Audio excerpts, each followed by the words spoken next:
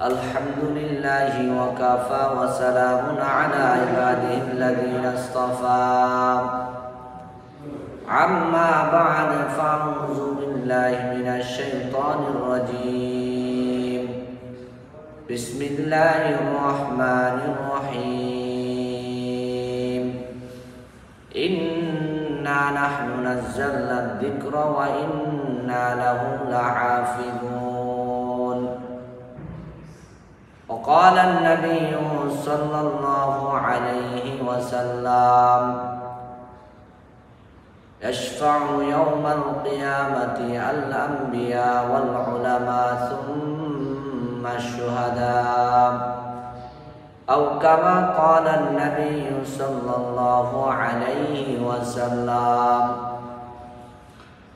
إن الله وملائكته يصلون على النبي يا أيها الذين آمنوا صلوا عليه وسلموا تسليما اللهم صل على محمد وعلى آل محمد كما صليت على إبراهيم وعلى آل إبراهيم إنك حميد مجيد اللهم بارك على محمد وعلى آل محمد كما باركت على إبراهيم وعلى آل إبراهيم إنك حميد مجيد بلغ العلا بكماله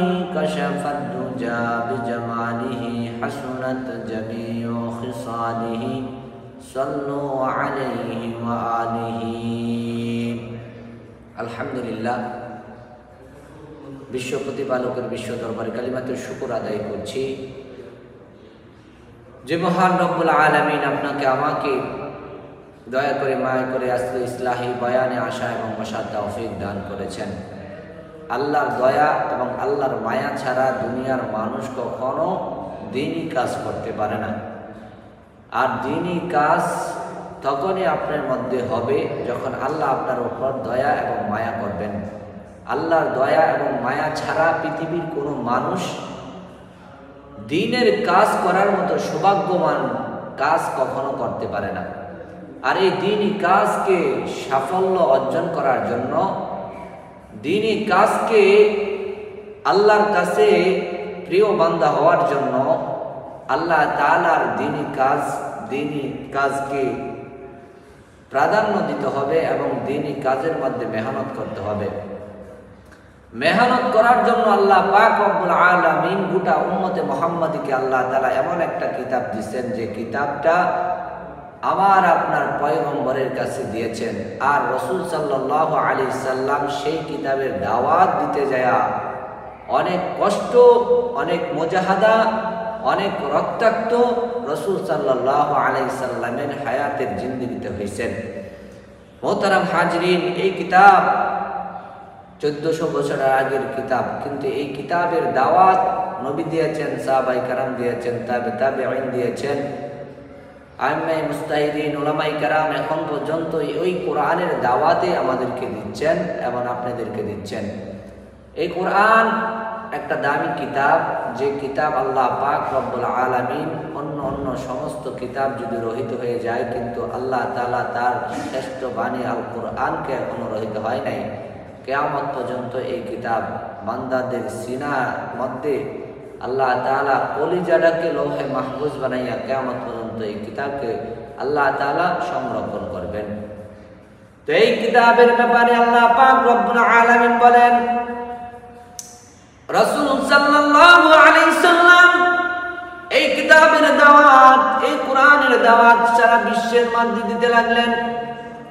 মক্কার মধ্যে যখন আল্লাহ পাক রব্বুল আলামিনের হুকুমে যখন পয়গম্বর আরবি যখন কিতাবের দাওয়াত দিতে লাগলেন, কোরআনের দাওয়াত দিতে লাগলেন, তোমরা যা করতেছো, তোমরা যা মূর্তির পূজারি করতেছো, আগুনের পূজা করো, মানুষের পূজা করো, কিন্তু আল্লাহ তাআলা কোরআনের মধ্যে স্পষ্ট বলতেছেন যে তোমরা মূর্তির পূজারী হয় না, মানুষের পূজারী হয় না, আগুনের পূজারী হয় না। বিভিন্ন ধর্ম অবলম্বী মানুষদেরকে আল্লাহর নবী তিনি কোরআনের দাওয়াত দিতে লাগলেন। নবী যখন কোরআনের দাওয়াত দিতে লাগলেন, সারা মক্কার সমস্ত মানুষগুলা নবীকে আল আমিন নামে বিশ্বাস করত। আল আমিন নামে বিশ্বাস করার নবীকে যারা মক্কার কাফের মুশরিকরা সমস্ত মানুষগুলা যে নবীকে মহব্বত করতেন, ভালোবাসতেন, সেই মক্কার কাফের মুশরিকরা নবীকে গালিগালাজ করতে লাগলো, নবীকে পাগল বলতে লাগলো, নবীকে অবিশ্বাস করতে লাগলো, নবীকে কষ্ট দিতে লাগলো। নবী দিনের দাওয়াত বন্ধ করে নাই, নবী দিনের দাওয়াত বন্ধ করে দেয় নাই। নবী ওই কষ্টের মধ্যেও তিনি দিনের দাওয়াত আরো বাড়িয়ে দিয়েছেন। তার উম্মতি মুহাম্মদের মধ্যে এই কোরআনের আলোচনা, কোরআনকে সারা বিশ্বময় মানুষের অন্তরে ঢুকানোর জন্য নবী একের পর এক দিনের দাওয়াত দিতেছে। তো আল্লাহ পাক রব্বুল আলামিন তার প্রিয় হাবিবের উপরে কোরআন নাজিল করছেন। আবার এই কোরআনের দাওয়াত নবী আরবি যখন মানুষের দ্বারে দ্বারে দিতে লাগলেন, মানুষ একে অপরে সবাই কাফের মুশরিকরা বেঈমানরা নবীকে কষ্ট দিতে লাগলো। হায় আফসোস, যাদের কপালে এলেমের এই কোরআনের হেদায়েত যাদের কপালে ছিল না, তারাই এই কোরআনকে বুকে আঁকড়ে ধরতে পারে নাই। আর যারা এই কোরআনকে বুঝছে, ভালোবাসছে এবং এই কোরআনের মর্ম বুঝছে, তারা কালিমা পড়ে মুসলমান হয়ে গেছে। তো এই কোরআন একটা দামি কিতাব, এই কোরআন এমন একটা দামি কিতাব যে কিতাবের ব্যাপারে আল্লাহ পাক রব্বুল আলামিন বলেন, এই কিতাব সারা পৃথিবীর সমস্ত কিতাবগুলা রহিত করে দিয়েছি, কিন্তু এই কিতাব আমি হেফাজতের দায়িত্ব নিয়েছি। কেউ এই কোরআনকে অপমানিত লাঞ্ছিত করতে পারবে না। কিন্তু বাংলার জমিনে এখনো দেখা যায় কিছু কুলাঙ্গার কোরআনের অপমান করে, লাঞ্ছিত করে, অপদস্থ করে। তুমি কোরআনের লাঞ্ছিত অপদস্থ যতই করো, কিন্তু আল্লাহ তাআলা বলেন, ইন্না নাহনু নাযালনা যিকরা ওয়া ইন্না লাহু লাহাফিজুন। কোরআন নাজিল করছি আমি এবং হেফাজতের দায়িত্ব আমি আল্লাহ স্বয়ং নিয়েছি। তুমি কোরআনকে অপমানিত, লাঞ্ছিত, অপদস্থ যাই করো না কেন, কিন্তু এই কোরআনের দায়িত্ব, এই কোরআনের হেফাজতের দায়িত্ব স্বয়ং আল্লাহ তাআলা নিয়েছেন। কিন্তু আমাদের চোখের সামনে যদি কোনো কাফের মুশরিক বেঈমান কুলাঙ্গার যদি আমাদের কোরআনকে অপমানিত করে, লাঞ্ছিত করে, আমরা তার কলিজাটাকে ছিঁড়ে ফেলবো, আমরা তার জিহ্বা টেনে ছিঁড়ে ফেলবো। মুসলমান ইমানদার আমার হাবিব জনাবে মুহাম্মদুর রাসূলুল্লাহ সাল্লাল্লাহু আলাইহি সাল্লাম এই কোরআনের দাওয়াত দিতে যায় ধাপে ধাপে বাধার সম্মুখীন হয়েছেন। এক নাম্বার, নবী যখন কোরআনের দাওয়াত দিতে যায় নবীকে সকলে অপমানিত, লাঞ্ছিত, কষ্ট দিতে শুরু করলো। এক নাম্বার। দুই নাম্বার, নবীর যারা সমর্থক ছিল তাদেরকে অপমানিত, তাদের উপরেও অত্যাচার আর নির্যাতন শুরু করলেন, অত্যাচার আর নির্যাতন শুরু করলেন। তিন নাম্বার, নবী যারা কোরআনকে সমর্থন করত তাদের উপর চাপ সৃষ্টি করতে লাগলেন। এইভাবে চার নাম্বার, তার উপর মিথ্যা অপবাদ দিতে লাগলো। সারা মক্কার মানুষেরা বলতে তাই মোহাম্মদ যা বলে, মোহাম্মদের কণ্ঠে যা আসে সেগুলো যে আসল বাণী নাই, এগুলো জাদুঘরি কণ্ঠ।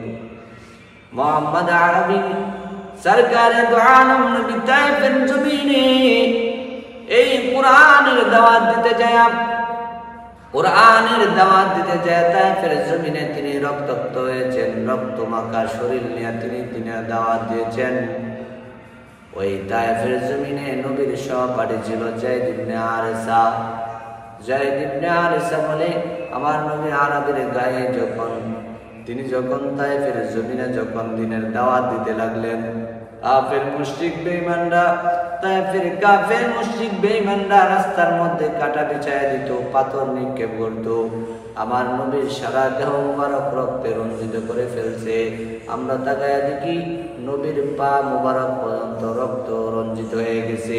আল্লাহর পক্ষ থেকে একজন ফেরেশতা এসে বলে, ওগো হাবিব, আপনি একবার শুধু অর্ডার করেন, আপনি শুধু একবার আমাদেরকে হুকুম করেন, আমরা এই তায়েফের 2 পাহাড়ে যে উট পাহাড় আছে, ওই 2 পাহাড়ের মাঝখানে তায়েফের সমস্ত মানুষদেরকে আমরা ধ্বংস করে দেব।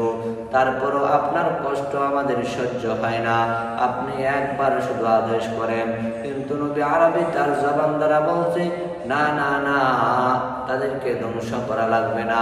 আজকে যদি তারা ধ্বংস হয়ে যায় তাদের আওলাদও ধ্বংস হয়ে যাবে। আজকে তারা দিনের দাওয়াত বুঝতেছে না, কিন্তু তার সন্তানরা হয়তো বা একদিন এই দিনের দাওয়াত বুঝবে। তাদেরকে ধ্বংস করা যাবে না। নবী এত অত্যাচার লাঞ্ছিত হওয়ার পরও নবী এই তায়েফদেরকে ধ্বংস করতে হুকুম দেয় নাই। নবী এত মহব্বত ভালোবাসা, এত মহব্বত ভালোবাসা উম্মতের প্রতি ছিল, মানুষের প্রতি ছিল। নবী নিজে কষ্টে শিকার হয়েছেন, নবী নিজে কষ্ট করেছেন, কিন্তু কাউকে কষ্ট দেয় নাই। তিনি দিনের দাওয়াত নিজে কষ্ট করে করে দিয়েছেন। এই দিন আমাদের মাঝে আসছে, এমনিতে আসে নাই, দিন অনেক কষ্ট করে আসছে। এই জন্য বলতেছেন, এই কোরআন সামনে আসতে শুধু কোরআন দেখলেই হবে না, কোরআন পড়তে হবে, কোরআনের দাওয়াত দিতে হবে। এই কোরআনের দাওয়াত বেশি বেশি দেওয়া লাগবে। আবু বকর সিদ্দিক রাদিয়াল্লাহু তাআলা আনহু তিনি যখন মক্কায় কোরআন প্রকাশ্যে যখন তেলাওয়াত করতে পারে না, তিনি চলে যাইতেছেন। হঠাৎ ওই শহরের যে আমির ছিলেন, আমির বলতেছে, আবু বকর কোথায় যাও? বলতেছে, যেখানে আমি আমার রবের ইবাদত করতে পারি না, রবের কোরআন তেলাওয়াত করতে পারি না, আমি এখানে থাকবো না। আমি আমার মতো যেই জায়গায় যে রবের কোরআন তেলাওয়াত করতে পারবো, যেই জায়গায় যে আমার নবীর বাণীর তেলাওয়াত গুলা আমি সারা মানুষদেরকে শোনাইতে পারবো, আমি এমন এক জায়গায় চলে যাব। কারণ এইখানে আমাকে কেউ কোরআন প্রকাশ্যে তেলাওয়াত করতে দেয় না। ওই শহরের আমির বলতেছে, আবু বকর, আমি তোমার জিম্মাদারি নিয়ে নিলাম। ওই সময় ওই শহরের যে কোনো এক থানা বলেন, গ্রাম বলেন, ইউনিয়ন বলেন, ওই ইউনিয়নের যে আমির ছিলেন, আমি যদি কারো দায়িত্ব নিয়ে নিতেন, কোনো মানুষের সাহস নাই তার উপরে একটা আচরণ, খারাপ আচরণ করার। যে মধ্যে ওই মদিনা, ওই মক্কার মধ্যে ওই আমির যখন আবু বকরের দায়িত্ব নিয়ে নিলেন, আবু বকরকে বলতেছে যে আজ থেকে মক্কায় শহরের মধ্যে ঢুকে বলতেছে, আজ থেকে আবু বকরের দায়িত্ব আমি নিয়ে নিলাম। সমস্ত কাফের মুশরিকরা বলে, দায়িত্ব নিতে পারেন, তাহলে আমাদেরও একটা কথা আছে, ওই আবু বকর যে প্রকাশ্যে আইসা তার কোরআন তেলাওয়াত করতে পারবে না, সে তার ঘরের মধ্যে কোরআন তেলাওয়াত করবে। সব কিছু মেনে নিয়ে আবু বকর রাদিয়াল্লাহু তাআলা আনহু তার ঘরের মধ্যে রবের এই পবিত্র কালাম, এই পবিত্র কালাম যখন ঘরের মধ্যে পড়তে লাগলেন, আস্তে আস্তে যখন এই কালামের তেলাওয়াত চারপাশে আওয়াজ শোনা যাচ্ছে, কাফের মুশরিকদের স্ত্রী সন্তানরা এই মধুর তেলাওয়াত শোনা করে আর থাকতে পারে না। তারা আস্তে আস্তে আয়েশা আবু বকরের ঘরের সাইড দিয়ে আয়েশা কোরআনের তেলাওয়াত শুনে। এইভাবে একজন দুইজন কইরা কইরা আস্তে আস্তে প্রতিদিন দেখা যায় মৌমাছির মতো, মৌমাছি যখন মধুর চাকের মধ্যে বৈশা থাকে, ওই মৌমাছির মধ্যে একজন দুইজন প্রতিদিন আয়েশা আয়েশা ঘরের সাইড দিয়ে ভিড় লেগে যায় ওই আবু বকরের কোরআন তেলাওয়াত শোনার জন্য। হযরত আবু বকর রাদিয়াল্লাহু তাআলা আনহু যখন কোরআন তেলাওয়াত করতেছেন,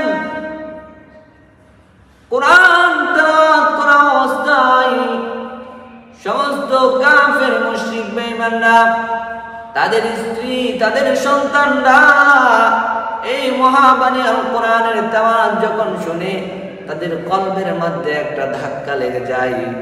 তারা আয়েশা আয়েশা ওই আবু বকরের কালাম, রবের সেই কোরআন তেলাওয়াত শুনতে লাগলো। আস্তে আস্তে সবাই যখন এই কোরআনের প্রতি মনোযোগী হয়ে যায়, তখন আবু বকর রাদিয়াল্লাহু তাআলা আনহু তিনি একটা ঘরের সামনে মসজিদ নির্মাণ করলেন।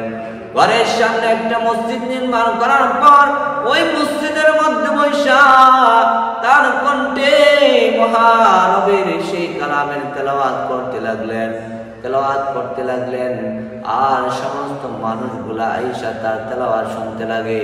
যে মুহূর্তে কাফেরদের লিডার যখন দেখে বলাইল আবু বকর এইভাবে প্রকাশ্যে কোরআন তেলাওয়াত করতেছে, তখন ওই লিডারের কাছে বিচার দিয়ে দিলেন যে আপনি যে আবু বকরের দায়িত্ব নিয়েছেন, আমরা সেই দায়িত্ব আর আমরা মেনে নিতে পারতেছি না, কারণ সে প্রকাশ্যে এখন কোরআন তেলাওয়াত করতেছে।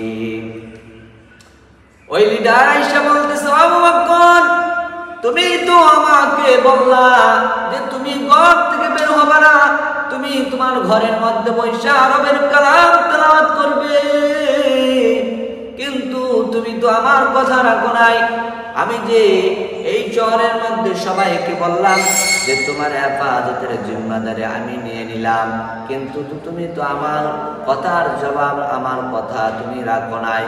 আজ থেকে আমি যে কথা তোমাকে দিয়েছিলাম, আজ থেকে যে আমি তোমাকে জিম্মাদারির দায়িত্ব নিলাম, আজ থেকে যে জিম্মাদারির দায়িত্ব আমি নিয়েছিলাম, ওই জিম্মাদারির দায়িত্ব থেকে আমি পরিত্যক্ত করলাম, আর তোমার জিম্মাদারি নিতে হবে না। আবু বকর সিদ্দিক রাদিয়াল্লাহু তাআলা আনহু বলেন, দুনিয়ার কোন মানুষের জিম্মাদারি আমার দরকার নাই, দুনিয়ার কোন মানুষের জিম্মাদারি দরকার নাই। আমি আমার রবের কালাম তেলাওয়াত করি, আমি আমার রবের জিম্মাদারিতেই থাকতে চাই। আমি দুনিয়ার কাউকে ভয় করি না, আমি একমাত্র আমার আল্লাহর জিম্মায় থাকতে চাই।